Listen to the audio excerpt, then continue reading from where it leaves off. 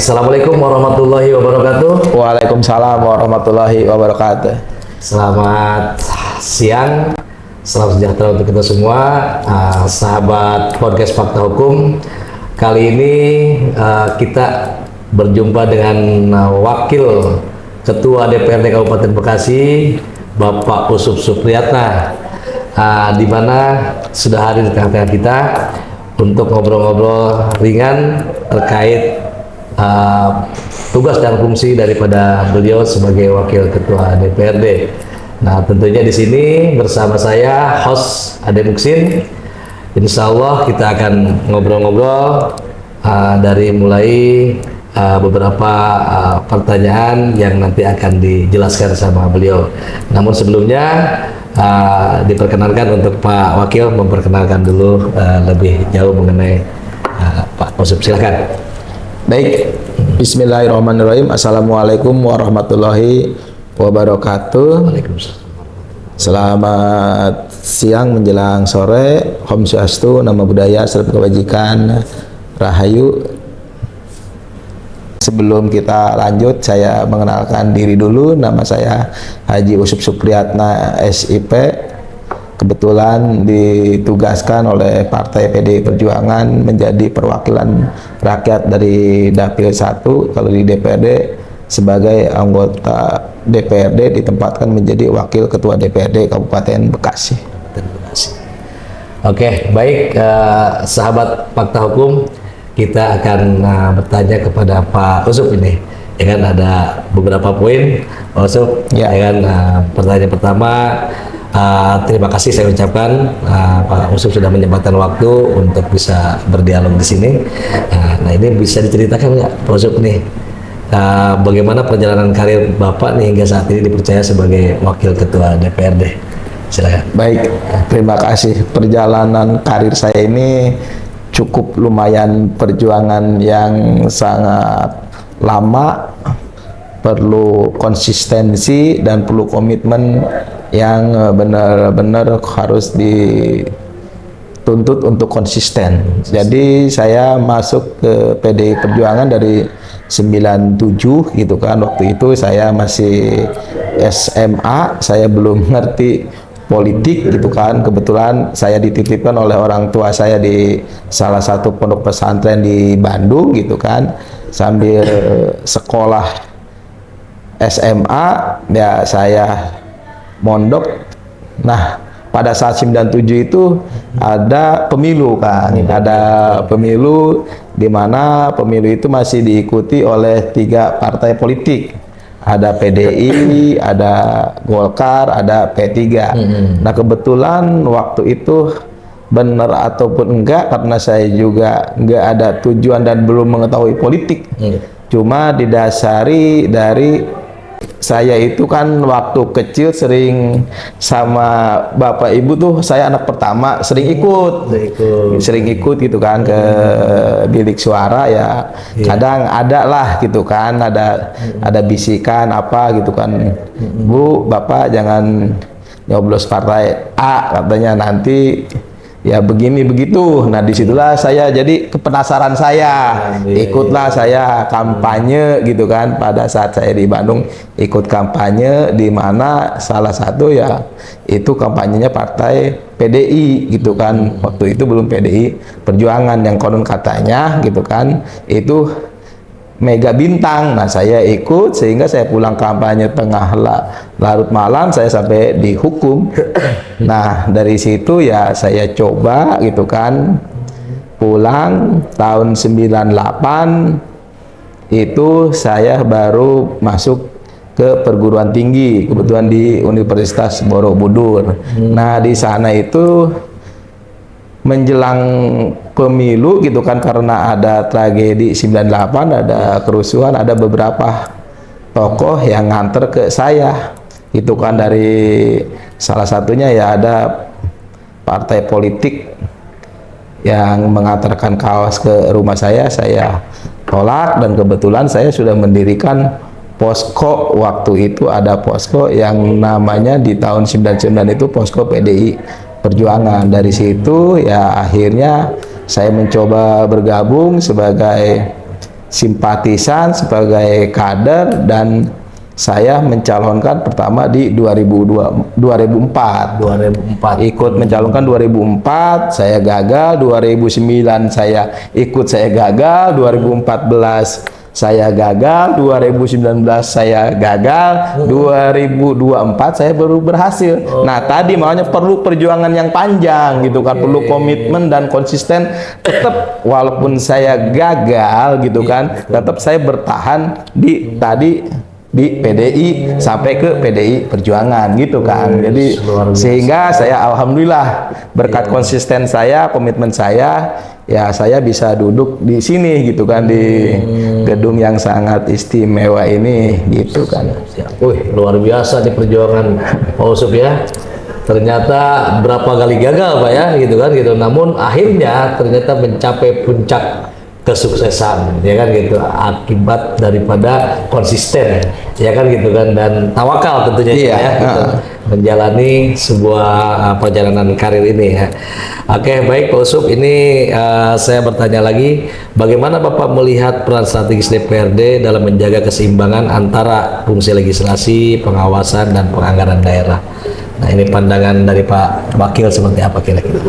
Ya, kalau saya sih yang saat ini kebetulan ya kita juga baru masuk gitu kan ya, setelah tadi diceritakan ya kami ini ya mengorganisir gitu kan bagaimana pelaksanaan tugas-tugas kita sebagai anggota DPRD, yang mana ya tentunya di DPRD itu ada beberapa, ada ketua fraksi, ada kelengkapan dewan gitu kan, ada yang ditempatkan di masing-masing komisinya, ada ketua fraksinya, ada pimpinan DPRD-nya. Nah, ini semua ini kita disinergikan untuk bagaimana nanti menyiapkan materi-materi kegiatan yang mana nanti disusun di dalam sebuah program kerja. Program kerja ya, gitu ya.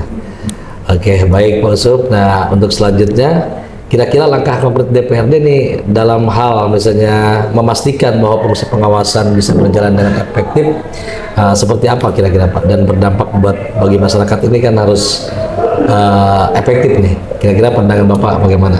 Ya, kita ingin bagaimanapun juga ya, artinya dari segi pengawasan gitu kan, dari segi pengawasan ini kita melibatkan gitu kan, melibatkan kepada semua elemen lapisan masyarakat gitu kan. Selain tugasnya kontrol pengawasan itu ya salah satu tugas dan wewenang DPRD, nah di sini juga ya artinya kan ada temen ya, seperti ya dari fakta hukum gitu kan, bisa ya artinya ikut terlibat ya, ada teman-teman dari media gitu kan, dari masyarakat sipil, artinya program-program apa yang sudah dirumuskan, yang sudah dijalankan antara pemerintahan eksekutif dan legislatif, ya tentunya apa yang sudah kita nanti akan laksanakan ya ayo kita bareng-bareng kita awasi, sehingga tujuan yang paling utama bagaimana sih gitu kan masyarakat Kabupaten Bekasi ini ya tadi sejahtera.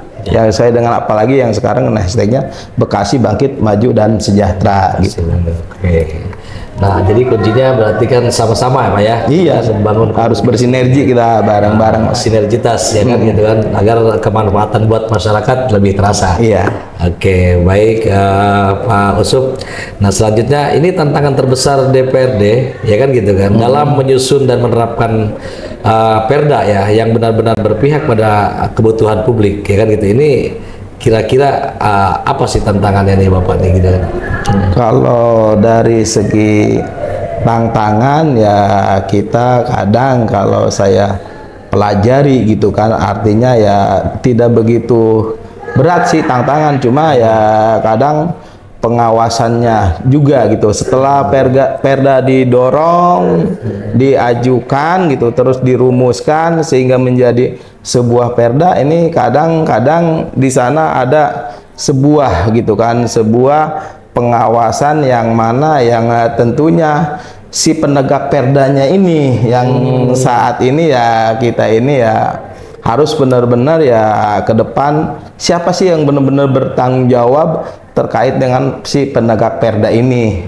Contoh misalnya perda ini kalau mau setiap dibahas ya harapan saya gitu kan. Yang paling utama setiap perda itu yang paling harus dilibatkan yang paling utama selain dari masyarakat tentunya ya melalui FGD kayak mau seperti apa, tapi yang paling utama ya tadi dilibatkanlah dari apa ya dari unsur Satpol PP itu gitu kan, karena bagaimanapun juga penegakan perdanya itu ya akhir di Satpol PP itu gitu.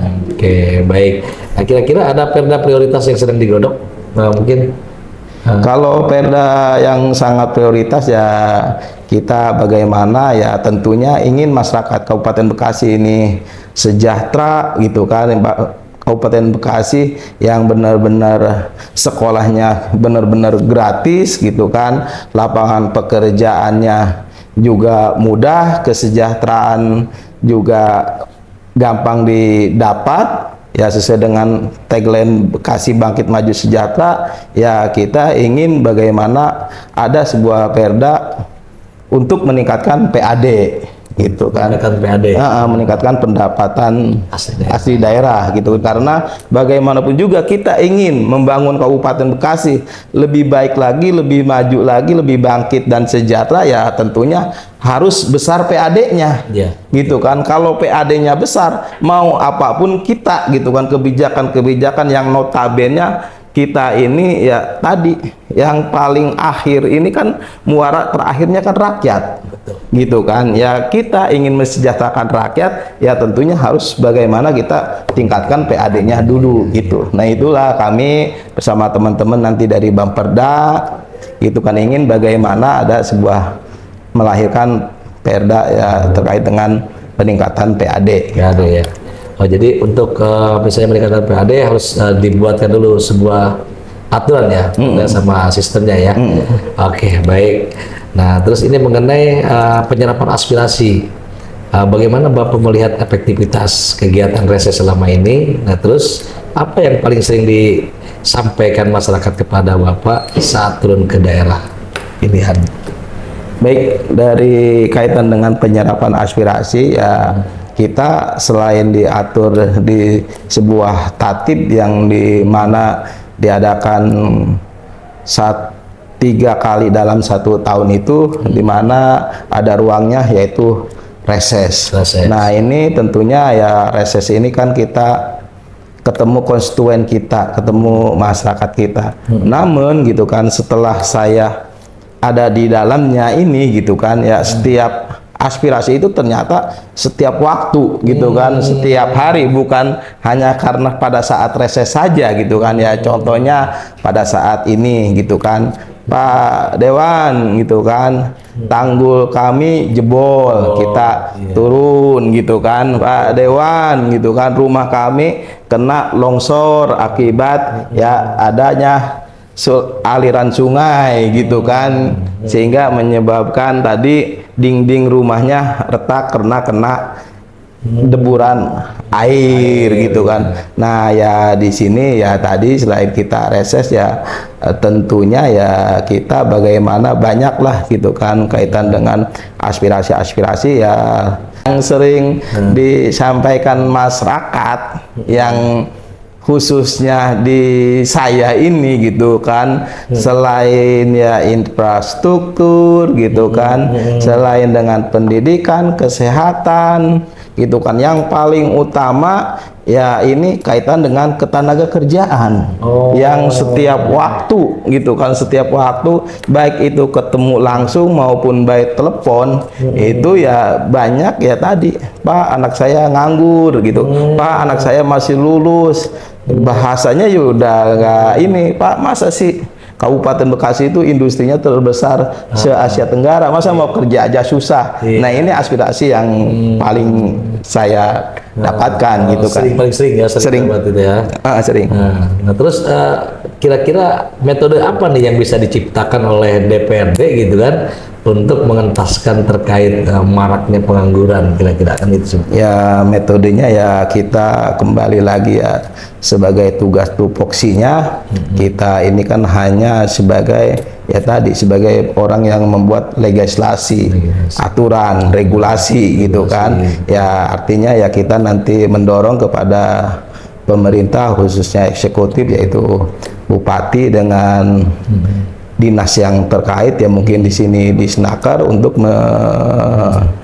membuat sebuah inovasi ya tentunya ya kami gitu kan akan sangat membantu kalau emang harus benar-benar perda dibuatkan perda sehingga perda itu ya bisa dirasakan oleh masyarakat untuk bagaimana menerapkan sistem gitu kan, sistem aturan yang bisa menekan sebuah perusahaan sehingga perusahaan juga merasa nyaman di Kabupaten Bekasi gitu kan. Namun tadi jangan hanya pengen nyaman saja, ingat masih banyak rakyat Kabupaten Bekasi ini yang masih nganggur, yang belum bekerja. Nah, kita di situ nanti dengan ya mungkin ada ahli, tim ahli yang harus kita panggil apa sih? Gitu kan aturan-aturannya seperti apa sih? Sanksinya harus seperti bagaimana sehingga semua ini diuntungkan dengan adanya peraturan daerah ini, baik itu dari pengusahanya maupun dari rakyat Kabupaten Bekasi khususnya untuk ketenaga kerjaan. Kami ya akan maksimalkan ya, coba kemarin ada sebuah inovasi ya kami apresiasi, namun ini perlu evaluasi juga gitu kan, ada sebuah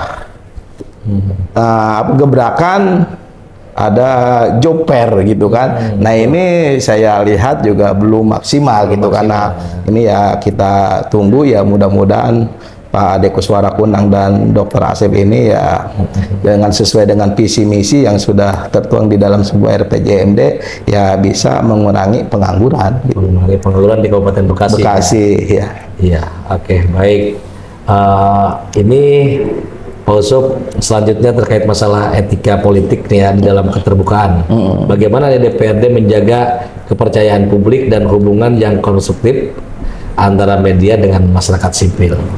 Baik, dengan kita ya tadi saling menjaga, kita menjaga etika baik dengan masyarakat sipil maupun dengan media.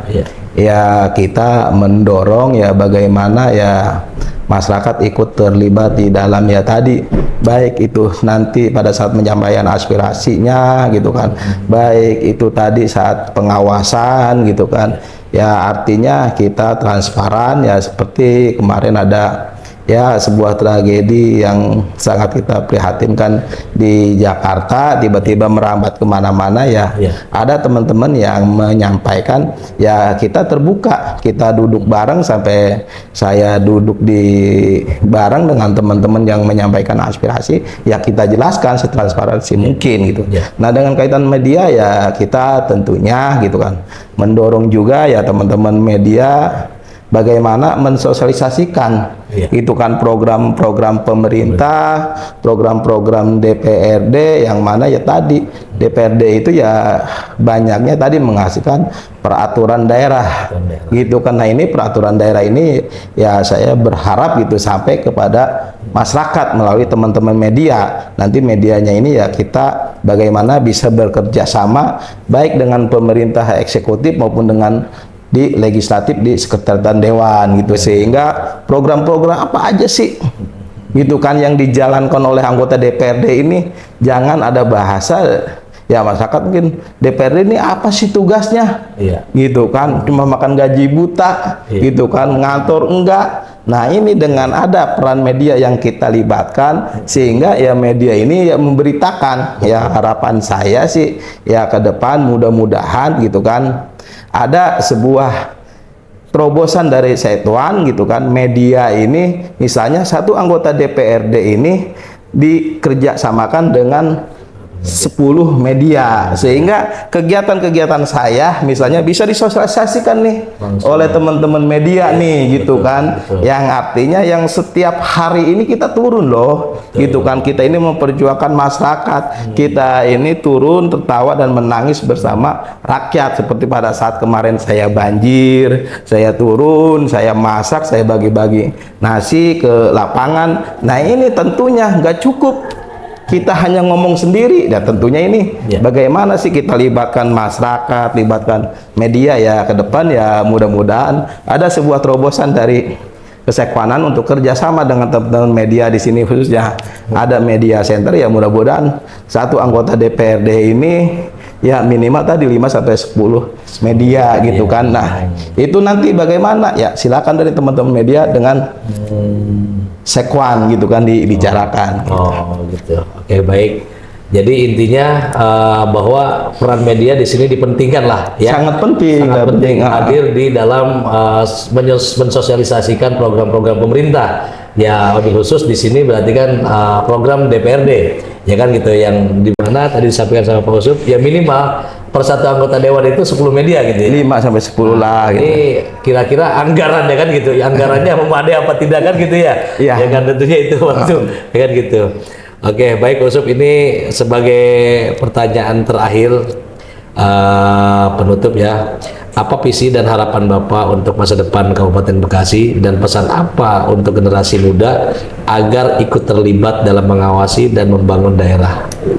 Baik, saya ya berharap gitu, punya mimpi yang sampai saat ini mimpi saya belum kesampaian, ya ingin Bekasi ini ya aman gitu kan, Bekasi ini aman, indah, tertib gitu kan, tertata dari segi pembangunannya gitu kan, ya sesuai dengan tadi hashtagnya Bupati gitu kan, visi misinya yaitu bagaimana Bekasi bangkit dan maju sejahtera ini ya tadi gitu kan, bangkit semuanya gitu kan, masyarakatnya gitu kan, sejahtera juga masyarakatnya, ya maju juga masyarakatnya gitu kan, pembangunannya. Nah di sini ya saya berharap kepada teman-teman ya anak muda ya apapun gitu kan, ya yang sekarang mungkin anak muda masih mendengar gitu kan terkait dengan perpolitikan, ya menurut saya harus masuk, harus ikut dan harus terjun ke politik. Kalau kita ingin punya mimpi, punya harapan gitu kan, bagaimanapun juga tadi punya mimpi, punya visi untuk memajukan daerah kita gitu kan, masyarakat kita, kabupaten kita, ya kita harus terlibat di dalam sebuah partai politik, karena bagaimanapun juga ya keputusan politik ini ya dihasilkan oleh orang-orang yang ditetapkan melalui partai politik, sehingga menghasilkan regulasi-regulasi dan aturan-aturan yang tentunya akan berpihak kepada masyarakat. Nah ini kalau anak mudanya acuh, anak mudanya cuek dan apatis terhadap politik, ya nanti kita ke depan siapa yang akan melanjutkan gitu. Intinya ya ayo anak muda jangan pernah apatis terhadap partai politik, karena apapun yang diputuskan partai politik ya harus apapun yang diputuskan untuk masyarakat yang harus dilahirkan ya melalui politik gitu kan. Ingin jadi bupati ya tentunya yang paling mudah itu kan melalui jalur politik gitu kan. Betul. Ya terutama ya seperti kami gitu kan, seperti saya nggak ada gitu kan legislatif, anggota DPRD kabupaten, provinsi baik RI yang dari independen kecuali dari DPD. Nah artinya ini kita harus terjun dan masuk ke politik gitu. Iya. Oke, baik pemirsa sahabat podcast Fakta Hukum Indonesia, kita sudah mendengarkan pemaparan dan penjelasan yang sangat luar biasa, penuh inspirasi dari Bapak Wakil Ketua DPRD, Bapak Usup, yang mudah-mudahan bisa bermanfaat untuk kita, dan kita juga bisa turut membangun Kabupaten Bekasi untuk lebih maju lagi, lebih sejahtera lagi, yang dimana ini menjadi satu cita-cita bersama, kolaborasi antara eksekutif, legislatif dan masyarakatnya juga akan maju jika kita berkolaborasi dengan baik. Ya, tentunya hari ini kita sudah mendapatkan satu hal yang sangat bermanfaat untuk masyarakat Kabupaten Bekasi. Semoga Pak Usup diberikan kesehatan, Amin. keberkahan, panjang umur, bagaimana memberikan dan mengawal dan mengawasi serta menciptakan satu kebijakan publik yang dapat bermanfaat buat masyarakat tentunya. Terima kasih Pak Usup atas pemaparannya. Mudah-mudahan kita berjumpa di lain waktu. Amin. Terima kasih pemirsa. Assalamualaikum warahmatullahi wabarakatuh. Waalaikumsalam warahmatullahi wabarakatuh.